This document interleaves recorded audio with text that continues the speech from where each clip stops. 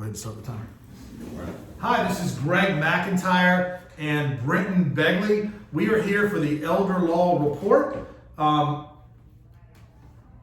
an attorney at McIntyre Elder Law. All we do is estate planning and elder law. And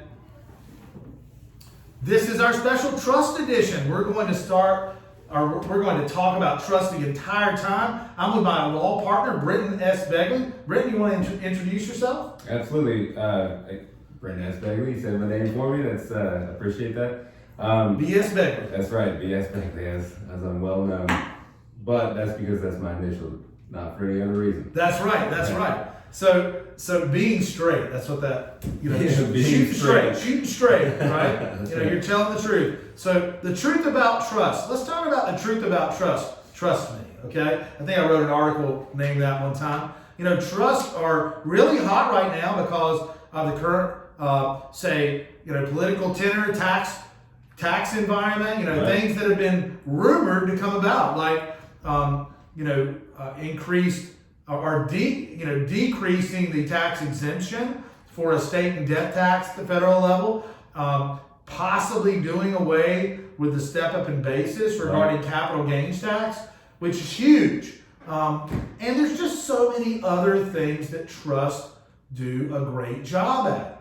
They can do all the heavy lifting, avoid probate, and also preserve possibly the step up in basis and help as much as double that estate tax exemption. So let's talk about those things just kind of methodically within the next half hour. And I hope you enjoy it. So enjoy the ride. Let's learn a little bit about trust. Let's discuss that. And we're so blessed to be coming to you today from the Hendersonville area, Shelby area, and Charlotte area. So Brenton, why don't you kick it off? Let's talk about trust and their many benefits. Yeah, so trusts have lots of benefits. One of the reasons why I like to use trusts is they're such flexible tools that, you can use them for a lot of different things. So we have two types of trust, revocable and irrevocable trusts. At the top down, it really is. You can break them off. I mean, there's so many different types of trust, but right. At the base level, we like to think of them as revocable and irrevocable. That's right. I mean, you can only have, within the categories of revocable and irrevocable, you can have a bunch of different types of trust, but the trust is either going to be revocable or irrevocable. So I don't have my dictionary handy right now, okay? And as someone who's never read the dictionary, what does revocable and irrevocable mean? Okay, so revocable means that it can be revoked, right? So it's important to know what the parties to a trust are, right? So if you make the trust, you're the trust maker or grantor, and the revocable nature of a trust relates to the person who made it. So you mean that if it's revocable, I can revoke it? Yep, you can change it. Wow. You can revoke it. Shocker. Right. Okay, so if it's revocable, that means I can revoke it. I'm the trustee. Yeah. I've got my hand in the cookie jar. Even if you're not the trustee, if you just made even the if trust, I'm not, I can revoke it anyway. You can revoke it anyway, or change it and amend it in any way if it's a revocable. If I am the trustee, I can put any property into it, take any property out of it. That's right. It's tagged in my social security number. Yep. There's no double taxation. Right. No higher tax on the income that there could be in an irrevocable trust. Right. Doesn't have to be that way in an irrevocable. It doesn't, not if you disperse all the income. Right. And let's talk about under the Kessner ruling. That's right. Let's talk about the irrevocable trust, though. So the irrevocable trust is a trust that cannot be amended or revoked by the person who made the trust maker or the grantor. And that concerns a lot of people when you first say it. Oh, I can't change this thing. It's set in stone once I make it. But I like to explain it this way. If I'm creating a game, for example, that we're going to play, like a board game, if I can set the rules to that game, well, I still have a lot of control, even if I can't change those rules when we start playing, right? Can't change the rules when you start playing the game. But if I get to make the rules, then I get to set up, a lot of control, right? So you mean even with an irrevocable trust? Even with an irrevocable trust. Even after I die? Right. So it takes a lot of forethought to make sure you retain control when you have that irrevocable trust or or you have some sort of control, but you have to know you can't change it once you make it, unless everybody all parties agree. Yeah. All beneficiaries, grantors, trustees agree. That's right. You can pretty much do anything to an irrevocable trust if everybody agrees. Sure. Yep. So it is amendable. So it's not technically irrevocable. Under the Uniform Trust Code, which North Carolina has adopted, thankfully, you can do just about anything as long as everybody agrees. Though. Sure. So in practice, with an like a big irrevocable trust, it's irrevocable. You can't revoke it. Right. Unless you can. And but everybody agrees. But in substance, for a lot of different trusts that are made, if you have a bunch of parties, and this is why it's important to pick the right people to be on your trust. If you have a bunch of parties, at least one of those people might not agree, right? So, you could always amend it also if you need to through the court system, but we want to try to prevent that sort of thing. It's one of the reasons why you set up a trust. And that brings me to one of the reasons why you would either have revocable or irrevocable trust is, you might not want to go through probate, right? We deal with probate cases all the time. We have a bunch of probate cases. We help people through that process, that long, arduous, expensive process. And wait a second, probate. Right. What the heck is probate? I like your tie, by the way. Is that the scales of justice on your tie? This is the scales of justice. Are you going to court today? I am going to court. That's why I have the scales of justice. That's why. You're going to bring justice to the court system. That's right. I used to tell some of my clients, you don't want justice. Because if you got justice, it wouldn't be a good thing. That's right, because that's the balance. Whatever. I'm going to do my best today as an attorney, but you don't want justice. Well, we're going to get justice today. You're going to get justice today. All right. Yes, sir. So probate. So if I get my will done and I'm passing everything through my will, right? How does it actually get? How does my house? How does anything that's a titled asset? Yeah. Any real estate? Personal property. How does it get to my heirs? How does it get to my kids? Yeah, so probate is a default process. If I just have a will and I haven't really prearranged any other assets to pass immediately to my loved ones, then everything has to go through probate because title has to change hands somehow, legally. And to do that, you have to go through this system, right? The court system and this process called probate where you open up an estate, an executor or administrator is appointed, and they change title to the beneficiaries, but before that, they have to pay all the debts. They have to publish in the paper, let everybody and their dog know, hey, if this person owes. So there's a lien period from the first day you publish that Greg McIntyre kicked the bucket. Right. Okay. There's a notice to creditors that's published in the papers for 4 consecutive weeks in the county where I lived and died. Yep. And then I have to wait 90 days. My estate has to wait 90 days. Yep. And that's the lien period. That's so creditors can attach liens to my property. Yeah, and that's hugely important. All that time, creditors have that opportunity to come in and make claims against the estate. And a lot of people think to themselves, well, I'm not worried about that because I don't have any creditors. I pay my bills. But the problem that we see is, most people who pay their bills, right, they rack up a bunch of creditors right before they pass away with nursing home bills, hospital bills, healthcare bills within the last or year Medicaid. If Medicaid paid out, what if I needed long-term care? What if I needed nursing home care for a few years, a couple of years? I mean, many times, man, those bills are $8,000, $10,000, $12,000 a month or more. Yeah, a month. A month. I mean, many people spend down everything they've made their whole life and lose their homes. Yep. Because of the high cost of nursing home care. Yes. And very few, a small percentage of people have long-term care insurance, right? Yep. And we're not insurance agents. We don't sell long-term care insurance. No. But we can, from a legal aspect, even if you don't have long-term care insurance, help protect your assets from the probate process and liens like Medicaid liens attaching. Because if you spend out your money and you don't have the bankroll to pay for nursing home care, you're going to have to roll to Medicaid to pay for it. That's right, because there's two sides of this. If you roll the Medicaid, or what if we help you, protect those assets that you have and qualify you for Medicaid from the outset? It's a system you paid into your whole life. So, hey, you can use that to pay for long-term care. So what if you came to somebody like us, you got qualified for Medicaid, and we protected the assets, Medicaid pays out for your long-term care. Well, It's my money. the other side, I'm just taking it back. exactly. But the other side of that is, and what we pay attention to, is Medicaid wants that money back. Right. They want to get it after you pass away. They want to get it from my house. I spent 30 years paying off a mortgage to the bank for 3 times as much as I borrowed. Exactly. And in North Carolina, though, they're limited in how they can go after those assets. They can only go after the assets that are passing through the probate process. So we're not an expanded recovery state. That's right. We're a limited recovery state here in North Carolina. So that gives us the opportunity to say, hey, okay, if we protect these assets and we keep them out of probate, then we keep them out of the hands of Medicaid being able to recover, whether or not you plan ahead and preserve those assets and then get on Medicaid, or if you didn't plan. And so an irrevocable trust can be a great tool there. Oh, absolutely, yeah. It can be an amazing tool. Yeah, what we call a Medicaid Asset Protection Trust. Sure, we can build a Medicaid Asset Protection Trust. Hey, and that can help protect retirement benefits. It can help protect the home. Life insurance, annuities, stocks, bonds, securities. Property. A trust can really own anything. It can own an unlimited amount of accounts and assets.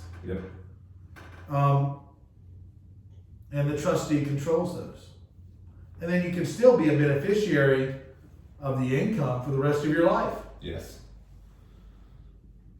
So this is not not only could it help someone who's scared that, hey, I want to make sure my assets are protected.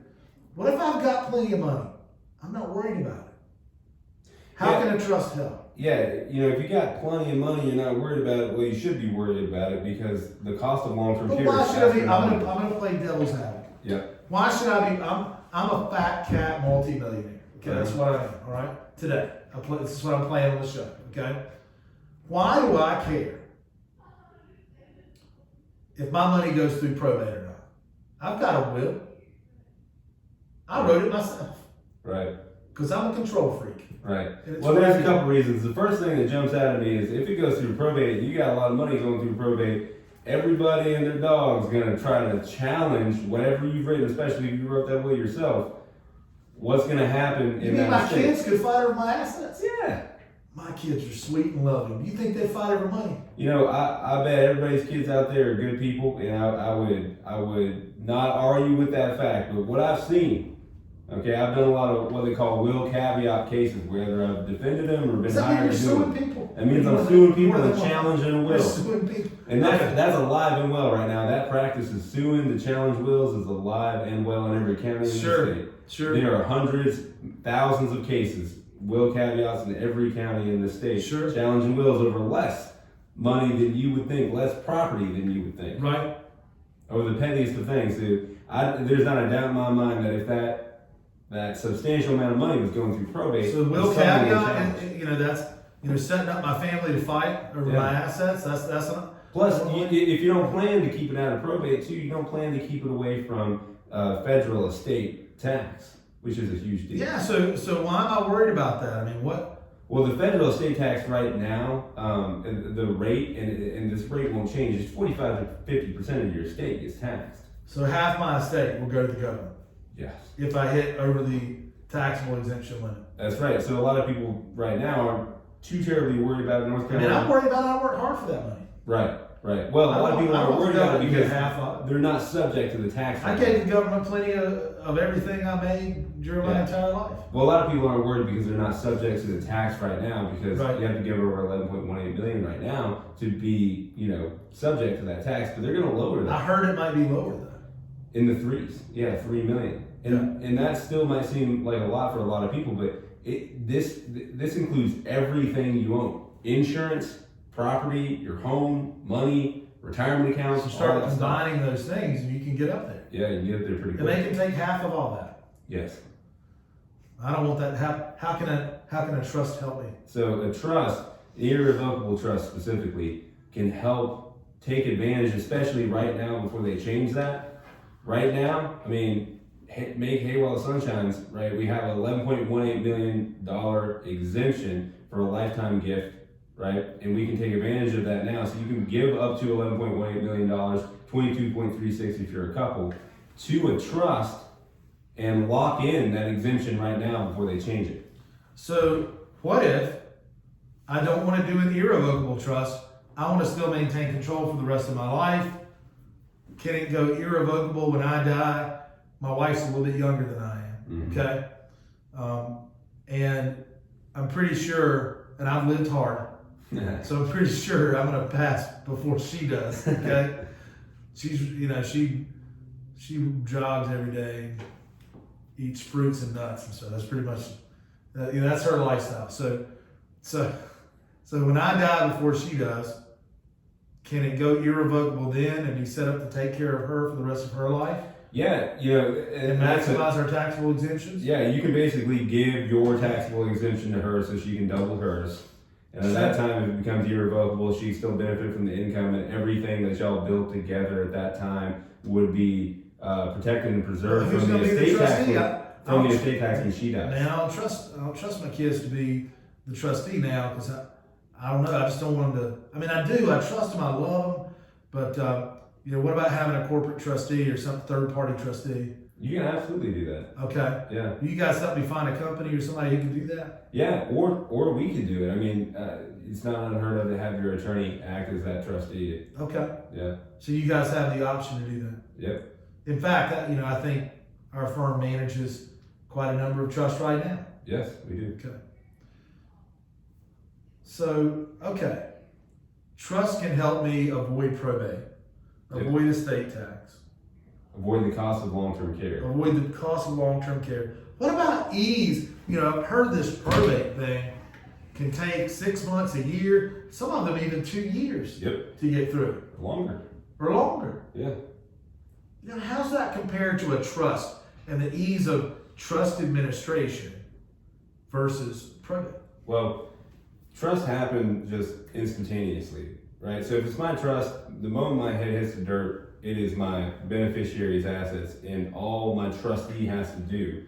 So if I'm the trustee, I'll have a backup one appointed. All my new trustee has to do, or my trustee, if they were, if I appointed them during my life, all they have to do is give those assets away to the beneficiaries per the terms that I've already put in the trust. So it's not going to be confusing, anything like that. All the directions are right there. All they have to do is write the check or sign the deed or whatever to distribute those assets. Would you guys work with my trustee if I were to pass away? Oh yeah, absolutely. So routinely, if we draft a trust for somebody, or if someone has a trust, the trustee after they pass away come in and we tell them, hey, this is how easy it is, and we walk them through it.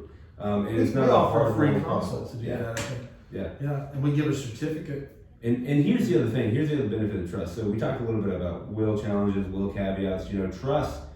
It's much harder to challenge a trust. Okay. There's an old saying that possession is 9/10 of the law, right? So I mean, if it passes instantaneously to the beneficiaries and the trustee already passes it, right? So there's a very small window of time in which you have to challenge a trust, right, as opposed to a will. After someone dies, you have 3 years that you can go back and challenge that will.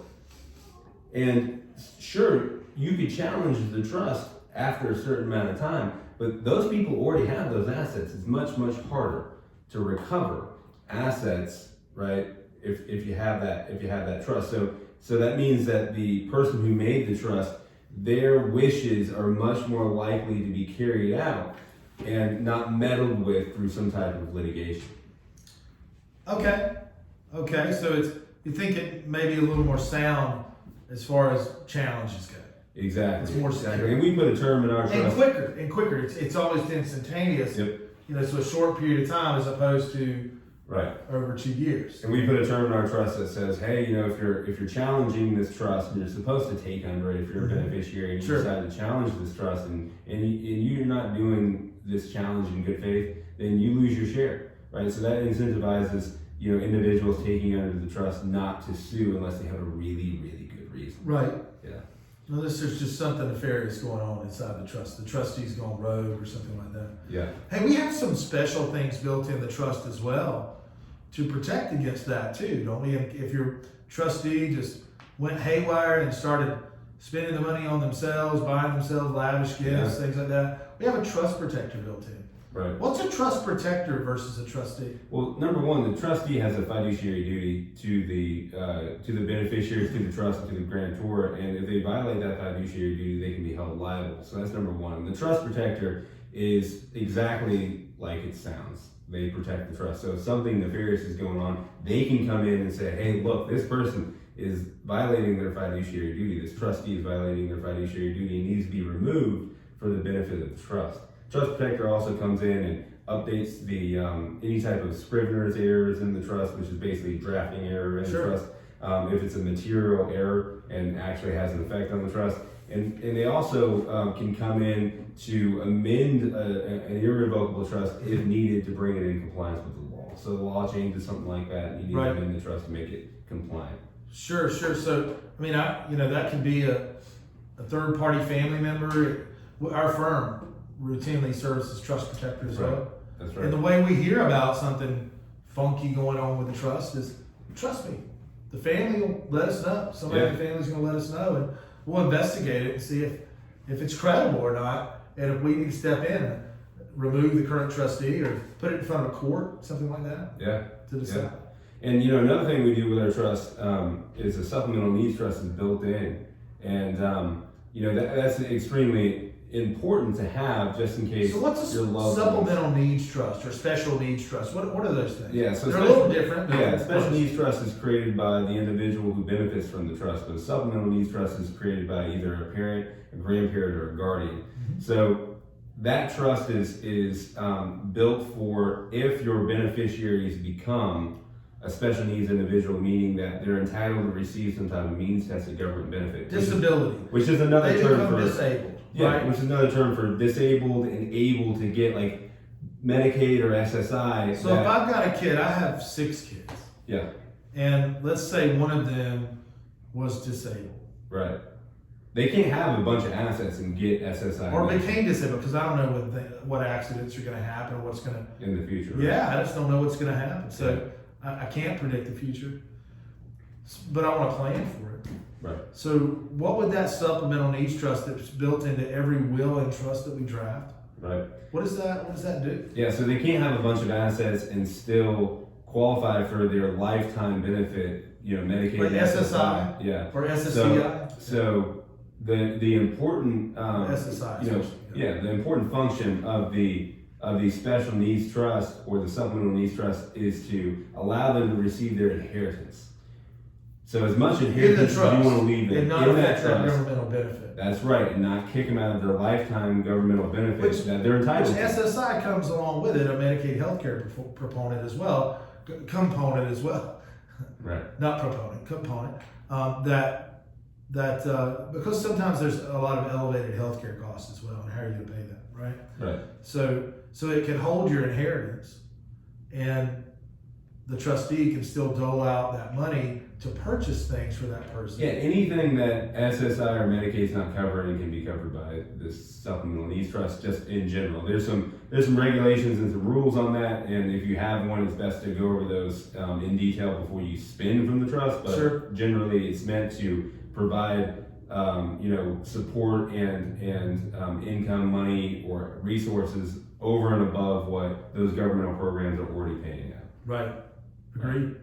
Right. So, kind of to recap here, what we love about trust is how flexible they are, how beneficial they can be for our clients. Number one, to avoid probate. Probate's a big deal. You don't want to have to go through it. You want to avoid that if you can, and if you truly love your loved ones, you don't want them to go through that. You want to avoid the possibility of some type of estate tax. That's huge, and gift, generation skipping, transfer tax, all that stuff. A trust can help you prevent from dealing with that. And hey, if you want to protect your assets just generally and possibly qualify for some type of long-term care benefit, given that 70% of individuals over 65 need some type of long-term care at some point in their lives, that's huge. And what else can trust do?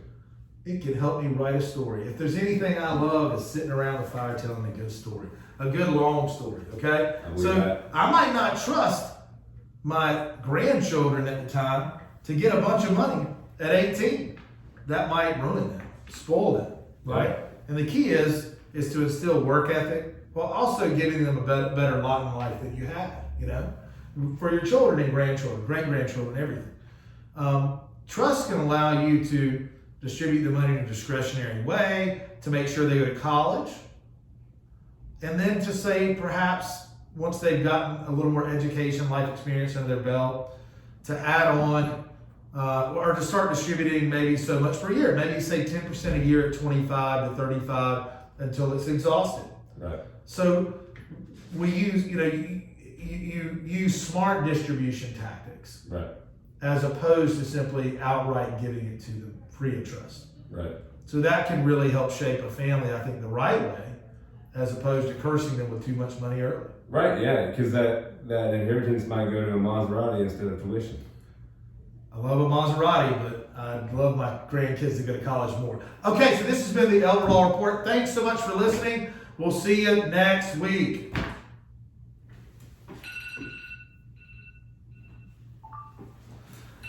That was pretty Thanks for watching. Hey, you did a great job. Thanks, man. This is the after show. Huh? I laughed. You didn't laugh. We tried to record this last week, and he laughed for 10 minutes straight. I don't know why. I can be kind of funny. You know what? I thought it was a pretty good question answer too. It was. I like the use of the third party kind of client. Yeah. Right. I had to be a good old boy. Yeah, you A did. little bit. You know. Yeah. But It's good. yeah, I think I brought out all the. Well, we covered a lot of issues. Good old boys are on. They are. That's Good what you job. gotta do. Good job, man. Thanks. You must be an attorney. Oh yeah. Pretty good with it. Hey, we'll see you next week with the Elder Law Report.